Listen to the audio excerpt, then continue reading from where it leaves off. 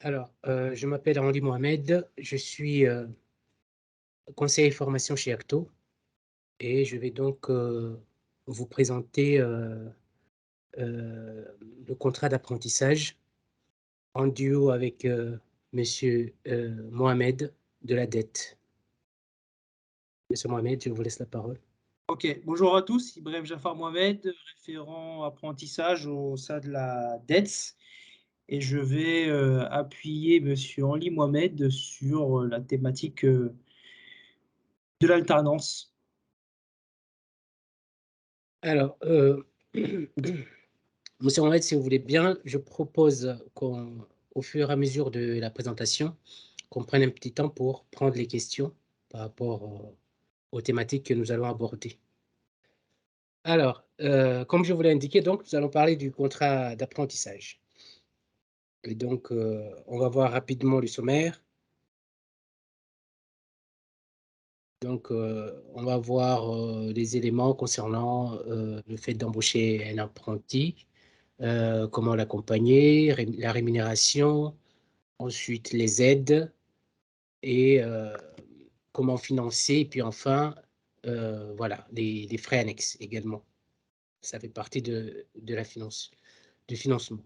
Alors, le contrat d'apprentissage, c'est un contrat qui a pour objectif l'obtention d'un diplôme, d'un titre ou diplôme professionnel, donc inscrit au RNCP, Répertoire national des certifications professionnelles.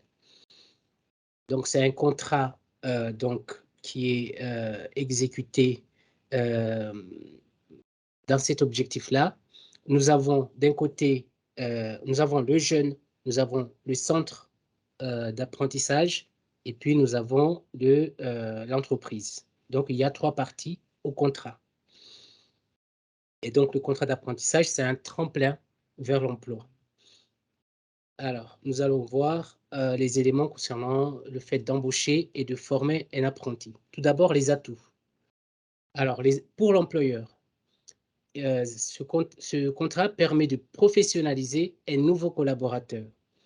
Euh, Cela veut dire qu'au moment d'embaucher pour répondre à un besoin dans l'entreprise, le fait de passer par un contrat d'apprentissage permet à l'entreprise de savoir que le jeune a une formation avant d'accéder, avant de pérenniser vers un contrat type CDI, et donc savoir que le jeune est formé et de connaître voilà, son niveau de compétences.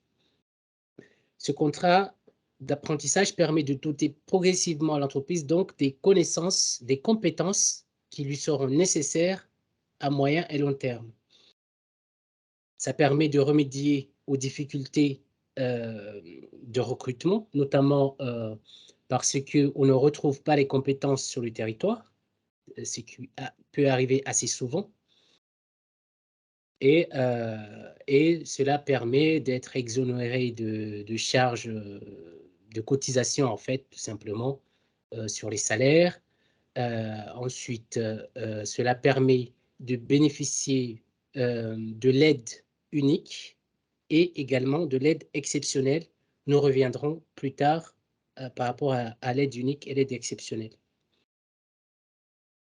Alors, ensuite, quels sont les atouts pour l'apprenti? C'est acquérir une qualification reconnue, puisqu'on l'a indiqué, il s'agit de préparer un titre ou un diplôme qui est reconnu. Euh, pour retrouver ces titres et diplômes, on a parlé tout à l'heure du répertoire national des certifications professionnelles. Vous retrouvez ce répertoire sur le site de France Compétences.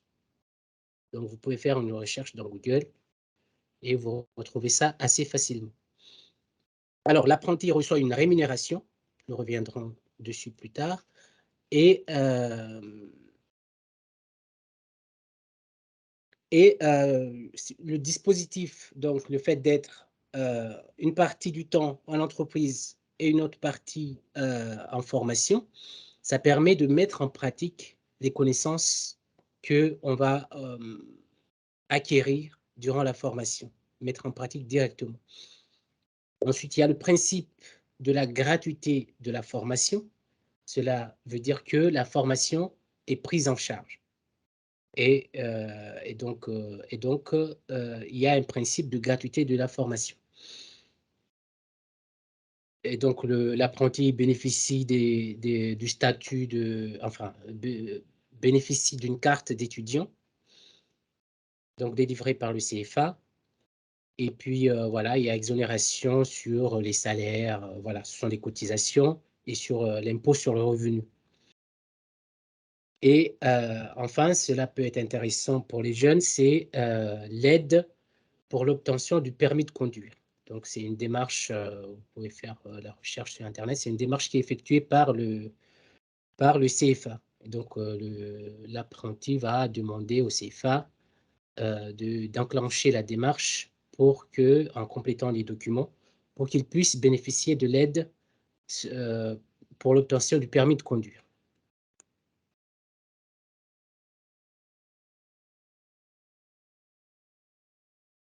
Alors, concernant les employeurs, alors monsieur Mohamed, si vous voulez, vous pouvez intervenir, concernant les employeurs? Alors juste, pour revenir sur, le contrat d'apprentissage, c'est vrai que bon là, pour le coup, on s'est focalisé sur, ce type de contrat. Il faut savoir que dans les contrats en alternance, hein, il y a pas que le contrat d'apprentissage, il y a aussi ce qu'on appelle le contrat de professionnalisation, qui est aussi un contrat en alternance, mais différent, dans la mesure où, il va avoir comme objectif de la formation, continue, à la différence du contrat d'apprentissage qui, lui, pour le coup, est plutôt axé formation initiale. Là, on va se concentrer sur le contrat d'apprentissage et ses spécificités. Et ce qu'il faut savoir, bah, c'est que pour le contrat d'apprentissage, ce sont les structures, donc entreprises privées, mais également publiques, qui vont pouvoir embaucher en contrat d'apprentissage. La différence, par exemple, du contrat de pro, où il n'y a que les structures privées, entreprises privées, qui vont pouvoir recruter. Donc la particularité du contrat d'apprentissage, c'est qu'il y a une limite en termes, enfin, au niveau de l'âge, c'est-à-dire que ce sont essentiellement des jeunes de 16 à 29 ans avec des spécificités pour notamment les personnes qui reprennent une activité, les personnes en situation de handicap et également les sportifs de haut niveau qui peuvent déroger à cette règle du 16-29 ans euh, pour rentrer en contrat d'apprentissage.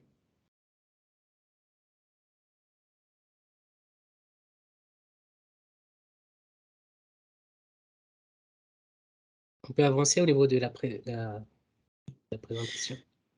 Alors, pour ce qui est des formations éligibles, bah, de toute façon, Monsieur Mohamed l'a bien précisé tout à l'heure, hein, pour rentrer en contrat d'apprentissage, il faut que les formations soient certifiées au répertoire national de la certification professionnelle, donc au RNCP.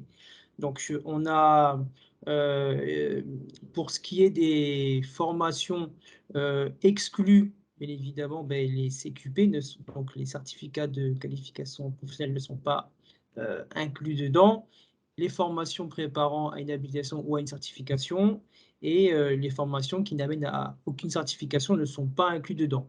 Il faut vraiment être au point là-dessus. Donc, on va dire un apprentissage, c'est un diplôme.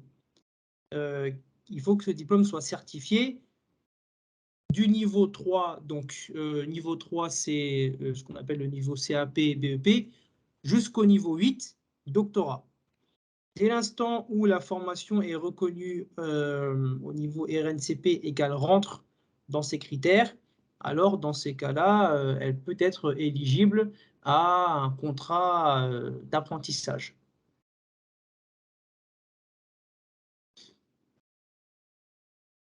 Après, pour ce qui est voilà, de comment la formation est articulée, il faut savoir qu'elle est constituée en blocs de compétences. En fait, ce sont des blocs qui peuvent être validés euh, d'une manière individuelle ou non, et qui en fait composent le diplôme.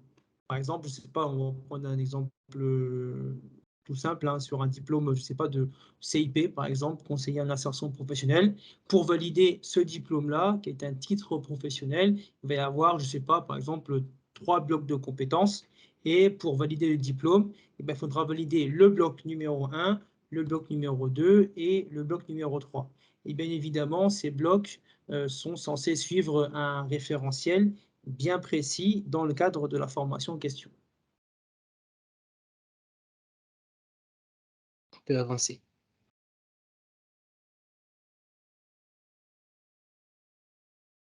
Alors, alors, si vous voulez, alors, sur la présentation, en fait, vous avez vous avez tous les éléments pour avoir toutes les informations, pour avoir les réponses à toutes les questions que vous pourrez vous poser. Bien évidemment, lors de cette présentation, nous n'allons pas voir en détail chaque slide. Donc, concernant la succession de contrats, sachez simplement que lors d'une succession de contrats d'apprentissage, alors les contrats, alors qu'est-ce qu'on a mis? En Succession de fait, juste, contrats. si je peux me permettre, Oui. Monsieur Mohamed, à ce niveau-là, ce qu'il faut retenir, je pense, hein, c'est que Mhm. la formation doit être d'une durée minimum de 25% du temps de formation. Ça veut dire, déjà, premièrement, il faut que la formation respecte un rythme, ce qu'on appelle un rythme d'alternance, c'est-à-dire un temps en entreprise, un temps en école. Voilà. Pour le temps en école, euh, il faut savoir que donc, le temps en école se fait dans ce qu'on appelle un CFA, un centre de formation pour apprentis, et c'est obligatoire. C'est-à-dire qu'un contrat d'apprentissage doit absolument avoir sa période à l'école dans un CFA.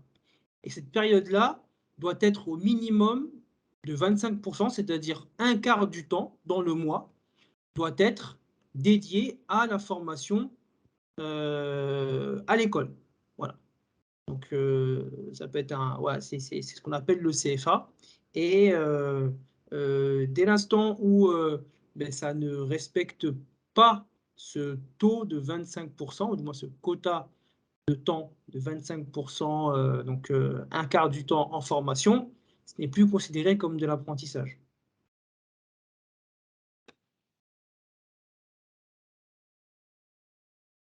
Alors, juste petite précision par rapport à, si on peut revenir sur la slide précédente, il faut savoir que il y a une possibilité pour un apprenti, tout comme une entreprise, de démarrer son contrat 3 mois, jusqu'à 3 mois sans avoir d'entreprise. Voilà, c'est-à-dire que, imaginons, voilà, vous avez trouvé une formation en apprentissage, mais vous n'avez pas encore trouvé l'entreprise. Vous avez quand même la possibilité de commencer la formation en apprentissage jusqu'à 3 mois sans entreprise. Passé ces 3 mois, normalement, si vous n'avez pas trouvé, et là, vous me dites si je me trompe, hein, mais si vous n'avez pas trouvé d'entreprise, il me semble que la formation ben, ne peut pas continuer. Mais vous avez quand même les 3 mois où vous pouvez aller en cours euh, et, euh, et suivre la formation en même temps que de faire les démarches pour trouver l'entreprise. Alors, l'apprenti. L'apprenti est un salarié comme un autre. Donc, comme on l'a indiqué, il dispose d'une rémunération, il a des droits de congé et il dispose notamment de 5 jours de congé pour la préparation du diplôme. Il a l'acquisition de droits dans le cadre de mon compte formation. qu'on appelle le CPF.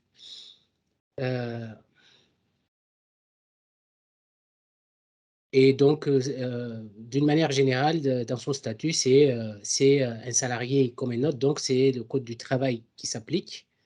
Et donc, il a la même couverture sociale que les autres salariés. Monsieur Mohamed, vous vouliez rajouter quelque chose?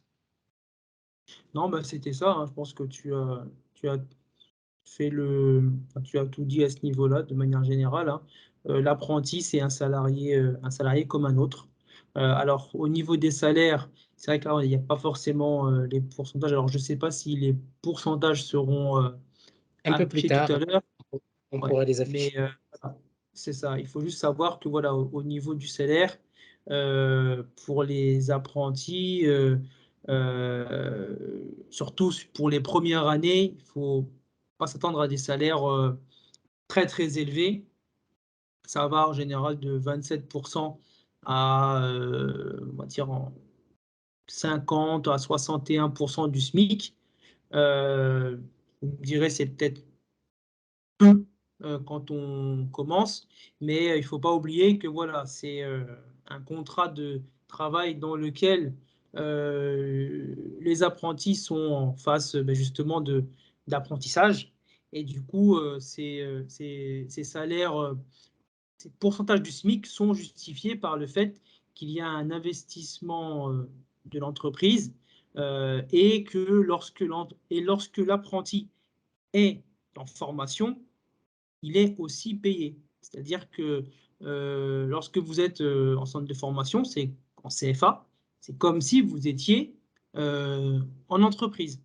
C'est-à-dire que l'employeur vous paye sur le mois et vous ne payez pas que sur les 3 semaines où vous êtes, par exemple, si c'est 3 semaines en entreprise, une semaine à l'école, sur les 3 semaines à l'école. Il vous paye sur le mois. Donc ça veut dire que lorsque vous êtes en CFA, c'est comme si vous êtes en entreprise et que si vous loupiez des cours, par exemple, ces absences peuvent être soumises à des sanctions de la part de l'entreprise. C'est marqué tout en bas, retenue sur salaire ou autre. Voilà. Et ça, il faut bien se mettre en tête que le temps d'entreprise et le temps en centre de formation euh, se valent. Voilà. Alors, alors les frais annexes sont pris en charge. Donc, il s'agit des frais de restauration, des frais d'hébergement. Nous reviendrons dessus un peu plus tard. Alors, concernant les types de contrats, vous avez les contrats en CDD ou en CDI. Alors, dans ce cas, lorsqu'il s'agit d'un CDI, on parle de période d'apprentissage. Et donc, et ça correspond à la durée de la formation. Peut-être revenir sur les termes, Mohamed, de CDI, CDD, peut-être ça ne parle pas forcément à tout le Oui, monde. oui, C'est les acronymes. Alors, contrat à durée déterminée ou contrat à durée indéterminée. Voilà. Et donc, euh, et donc lorsqu'il s'agit d'un contrat à durée indéterminée, on parle plus de période d'apprentissage. Alors, la durée du contrat, ça dépend du diplôme. Donc, elle varie entre 3 entre 6 mois à 3 ans. Alors, la durée peut être inférieure ou supérieure. Dans ce cas-là, il s'agit de signer un contrat, tout simplement, une convention. Alors, le temps de travail, le temps initial de formation théorique qu'on passe en centre de formation. euh, donc, alors, voilà, ce que disait M. Mohamed, c'est que le temps passé en centre de formation, c'est inclus dans le temps du travail. Voilà. Et la durée ne peut excéder 35 heures par semaine pour 10 heures maximum par jour. Mm. Et seuls les travailleurs handicapés et les travailleurs handicapés et les sportifs de haut niveau peuvent conclure des contrats d'apprentissage à temps partiel. Alors, on alors là, on va voir, concernant la la période, en apprentissage sans avoir l'entreprise en face. Donc dans ce cas-là, en fait, il est possible, comme on l'a indiqué au début, de commencer la formation sans entreprise. Simplement, on a 3 mois pour trouver. Donc c'est la limite. Dans ce cas-là, le jeune bénéficie du statut de stagiaire de la formation professionnelle.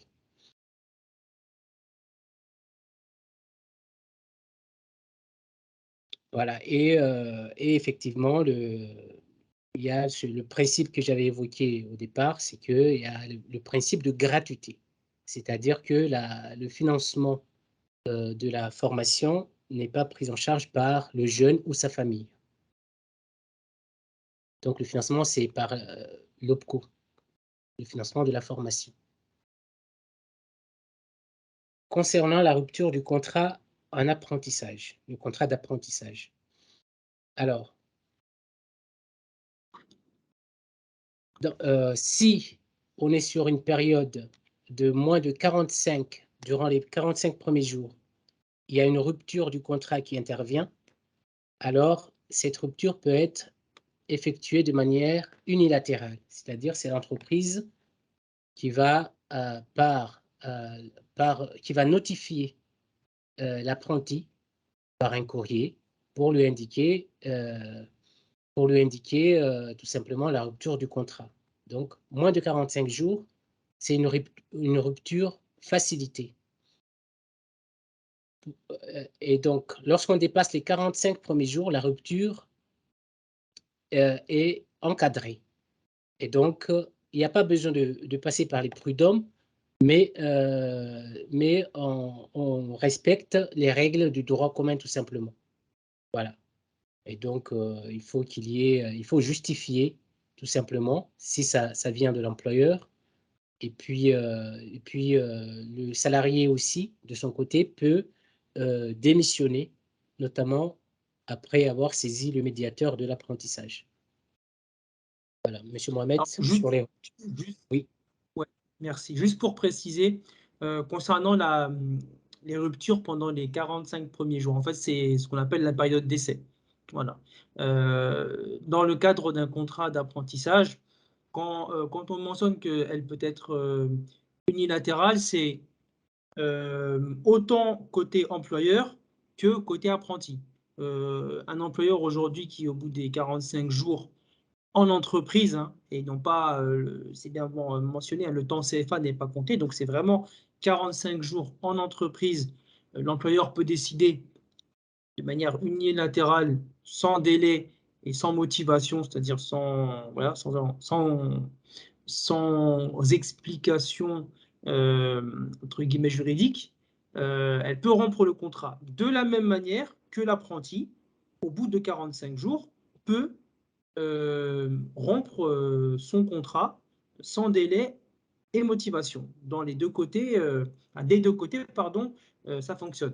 Ensuite, après, effectivement, lorsque les 45 premiers jours s'est passé, et dans ces cas-là, c'est un peu plus encadré, où il faut qu'il y ait des motifs, que ce soit à l'initiative de l'employeur ou de l'apprenti. Les ruptures de contrat sont possibles, euh, mais il faut que ça soit fait dans les règles et surtout lorsque celle-ci est à l'initiative de l'apprenti, normalement, ce dernier doit saisir ce qu'on appelle un médiateur de l'apprentissage, qui en principe est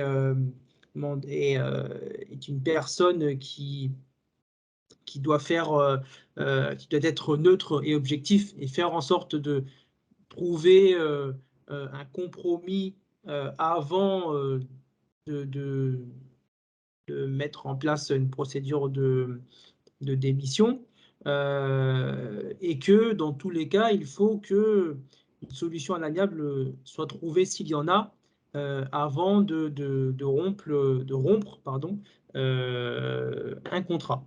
Après, il y a une chose dont on n'a pas parlé, mais c'est qui peut arriver aussi, c'est l'exclusion définitive d'un apprenti. du CFA, qui peut constituer, elle aussi, une cause de licenciement. Alors là, pour le coup, c'est des cas un peu exceptionnels, mais malheureusement, ça peut arriver. Et dans ces cas-là, l'apprenti a 2 mois pour s'inscrire dans dans un nouveau CFA. Alors, je propose qu'on prenne quelques questions s'il y en a, avant de continuer. Alors, je ne sais pas ce qui est prévu. Est-ce que est-ce qu'on a des questions?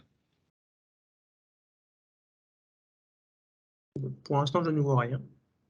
Non, pas non plus dans la conversation. Posez vos questions à l'écrit, hein, si jamais vous avez des questions. S'il y a un chat. OK. Alors, on va continuer tout simplement. Hop.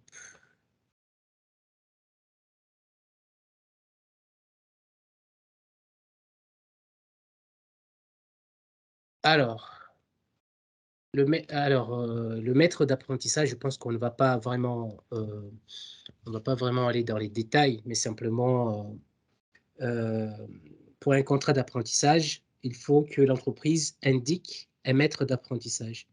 Alors, le maître d'apprentissage, c'est quelqu'un qui a le même, le, même, le même diplôme que celui qui est préparé par l'apprenti, avec un an d'expérience, ou bien c'est quelqu'un qui a 2 ans d'expérience dans le métier euh, concernant le diplôme préparé par l'apprenti. Donc là, c'est une responsabilité de l'entreprise.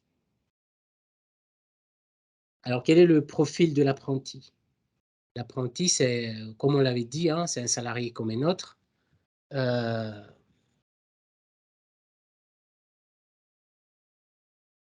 Non, quel est le profil du maître d'apprentissage plutôt? Alors, le maître d'apprentissage peut encadrer jusqu'à 2 apprentis simultanément. Voilà, et il peut y en avoir un troisième s'il y a un contrat de professionnalisation. Voilà, et donc le reste, c'est ce que j'ai déjà indiqué. Alors, la formation du maître d'apprentissage, là, ça concerne plus l'entreprise, hein. Donc, sa formation est prise en charge par Adto. Donc, c'est 15 € de l'heure dans la limite de 40 heures.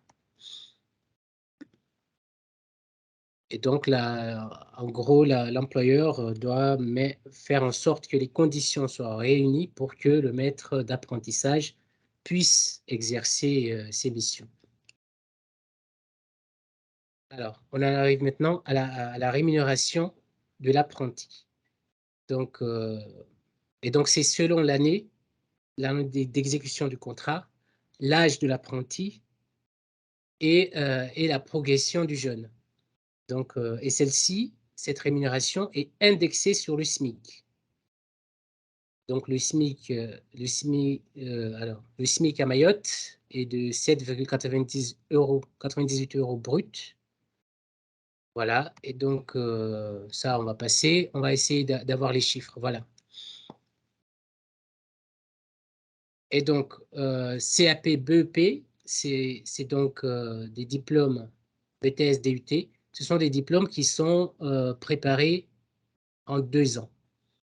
Et donc, pour la première année d'exécution,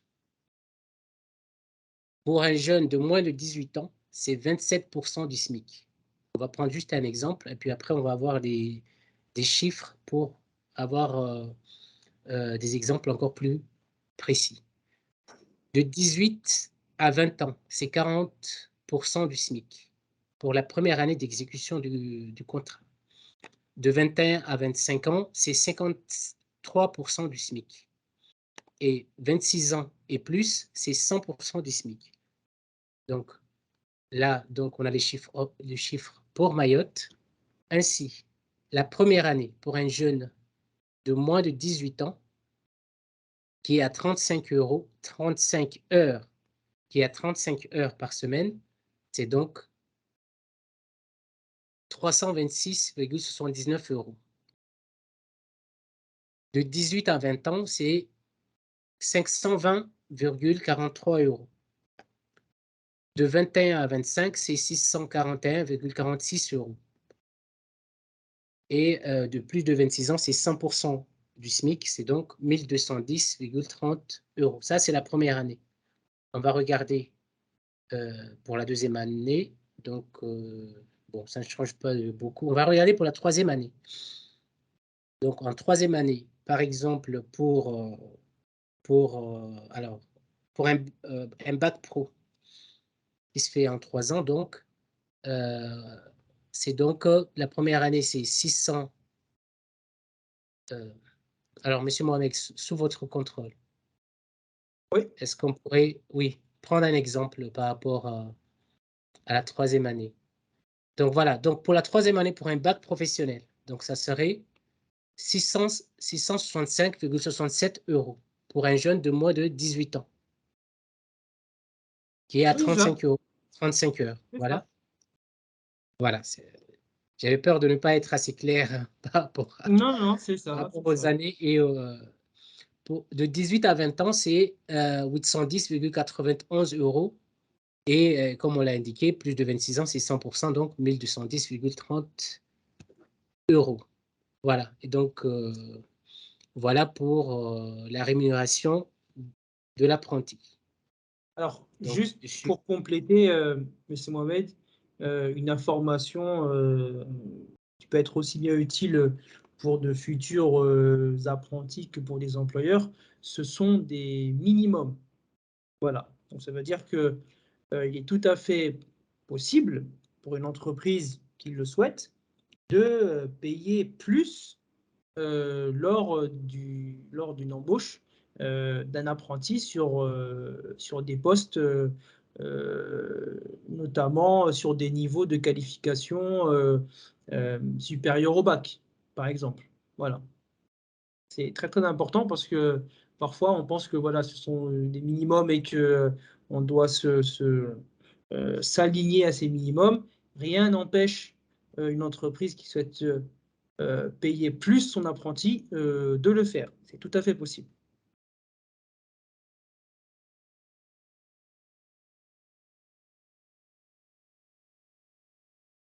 alors, on passe aux aides donc à l'embauche qui ont été mises en place par l'État.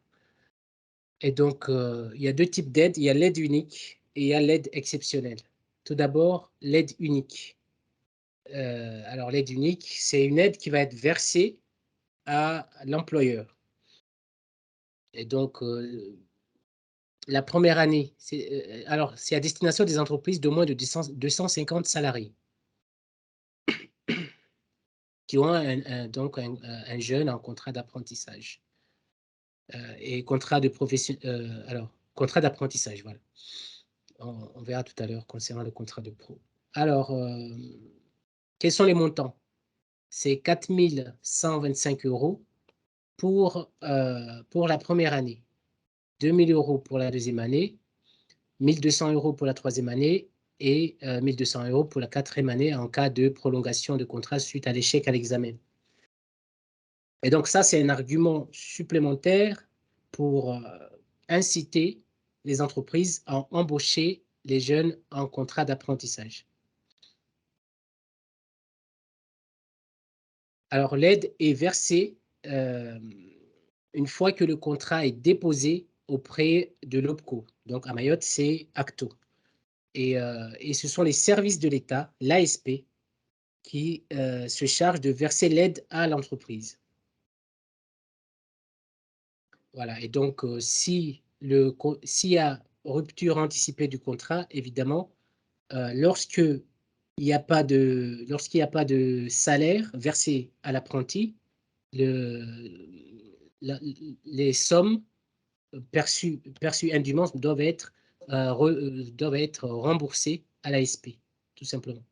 Et donc, puisque les paiements sont effectués en amont, comment dire, les paiements sont effectués pour le mois qui va suivre. Et donc, si les paiements ont été versés et qu'il n'y a pas de paiement du salaire au bout, c'est-à-dire qu'il y a eu rupture du contrat, Et donc, l'entreprise est invitée à rembourser tout simplement. Ensuite, il y a l'aide exceptionnelle. Alors, l'aide exceptionnelle remplace l'aide unique pour les entreprises de moins de 250 salariés concernant la première année d'exécution du contrat. Donc, tout à l'heure, on a vu des chiffres. C'est le montant de la première année qui va changer. Et donc, ça sera l'aide exceptionnelle qui sera versée uniquement la première année. Voilà. Et l'aide exceptionnelle est versée également pour les diplômes de niveau master, c'est-à-dire bac plus 5 ou plus. Ou moins. Et donc, oui, Là, j'allais dire, c'est pour les diplômes jusqu'au niveau master, donc niveau 7, à la différence de l'aide unique qui, elle, pour le coup, est éligible qu'au diplôme de niveau bac plus 2 maximum. oui, C'est une petite précision. Au niveau des montants, c'est 5 000 euros donc, qui sont versés à l'entreprise pour un jeune de moins de 18 ans et 8 000 euros pour un jeune de plus de 18 ans.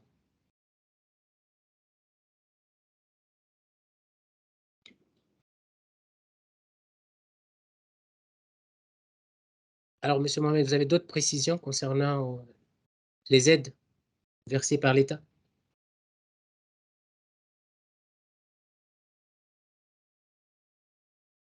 Oui, juste une chose très très importante, donc pareil, hein, que ce soit pour les entreprises, mais également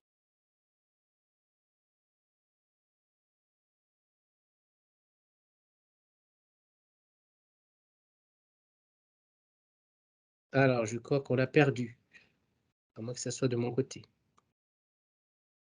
Non, c'est pareil du mien aussi. Ok, bah je vais continuer. D'accord.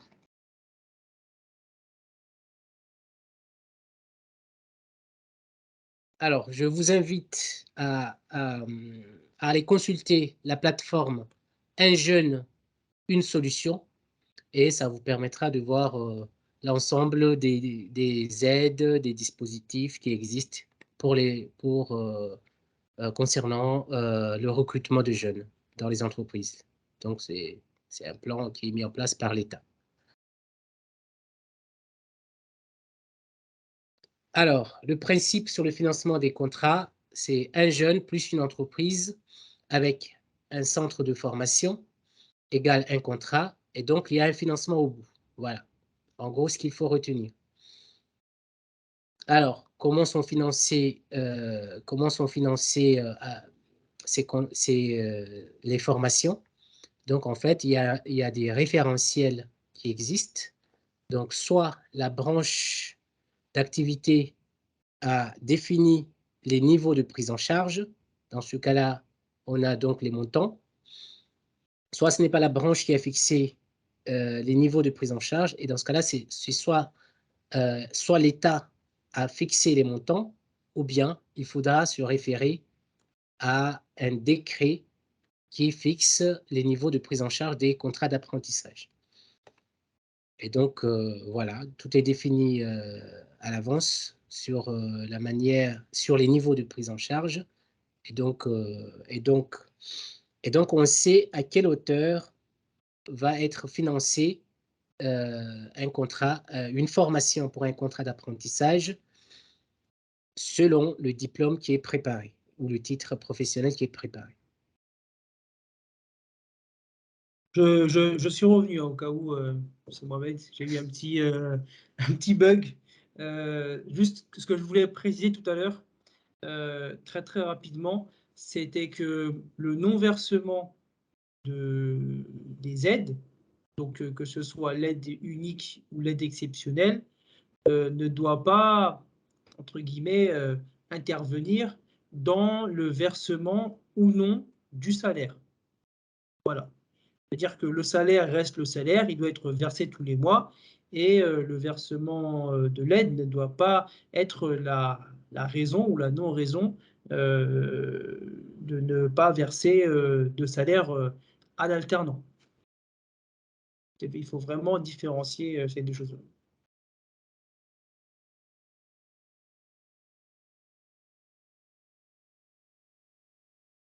Alors, vous retrouvez hein, l'ensemble des informations concernant les calendriers sur les niveaux de prise en charge, l'exécution des contrats, etc. Vous avez tout le détail dans notre stand. Vous allez dans Documents et vous aurez tout ça.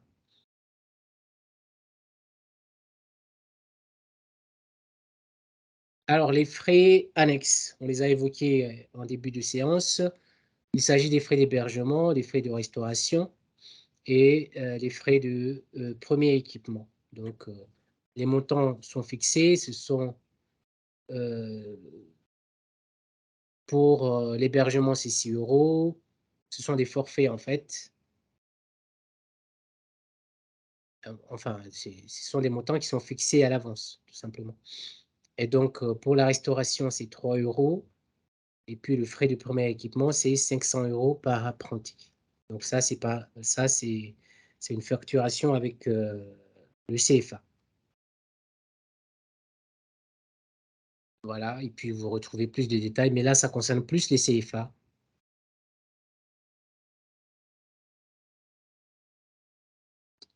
Voilà, alors je propose, Monsieur Mohamed, si vous n'avez pas d'autres observations, qu'on prenne les questions, s'il y en a. Oui. Alors, avez-vous des questions? Vous pouvez saisir les questions dans la conversation. Je Bien, je précise, sais vous pas pouvez si... aussi les poser à l'oral, hein, si ça vous arrange. Les deux Oui, à l'oral, possibilités c'est mieux. sont ouvertes.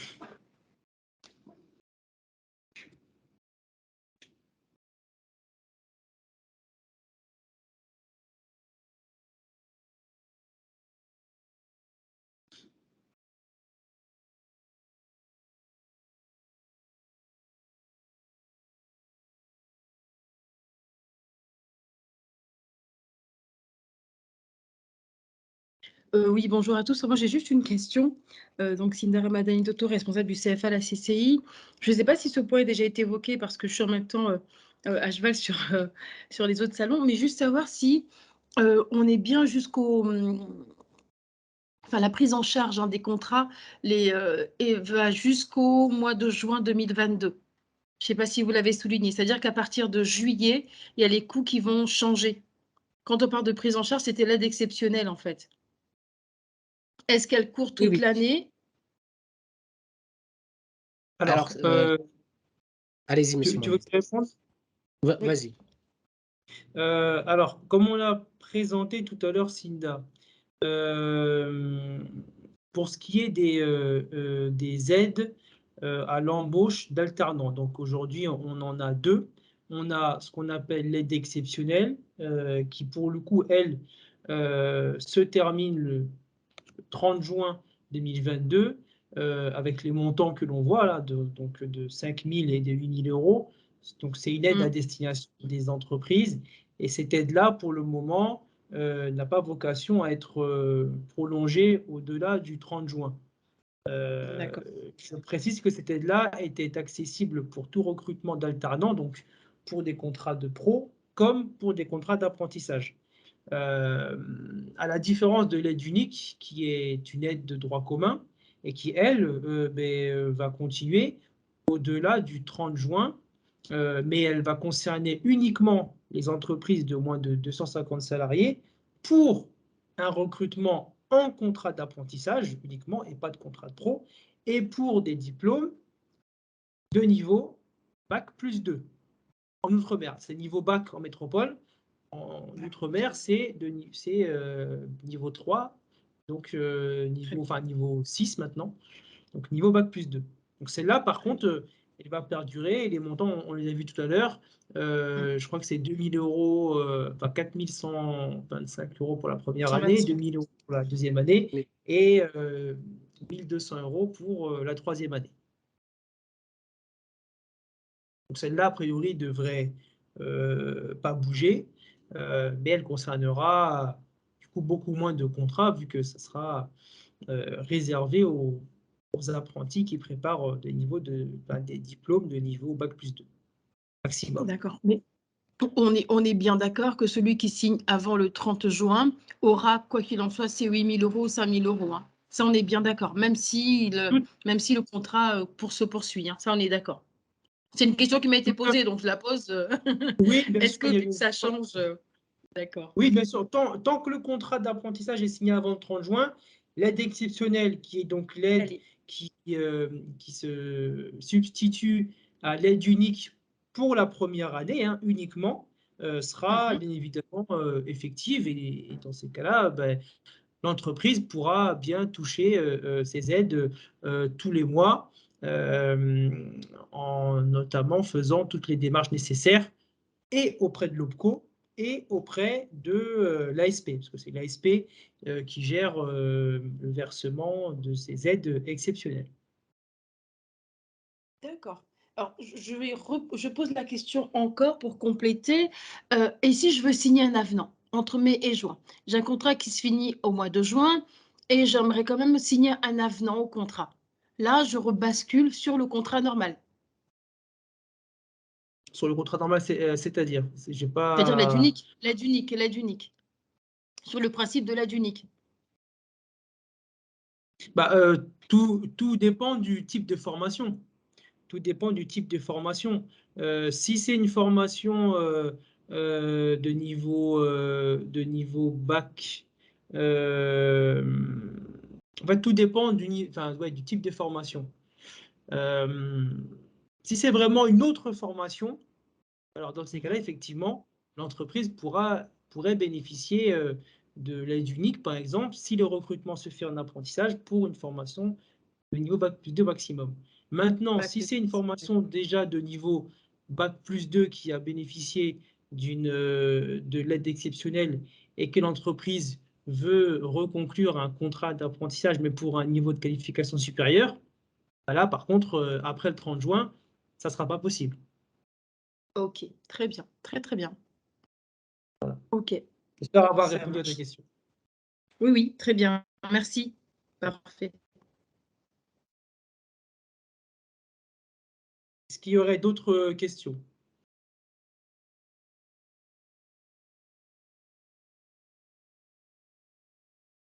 Bien, s'il n'y a pas d'autres questions, alors je propose de conclure tout d'abord en remerciant la CCI et la dette, M. Mohamed, d'avoir co-animé avec moi cette présentation. J'étais ravi de vous retrouver. Merci à Pareillement. tous.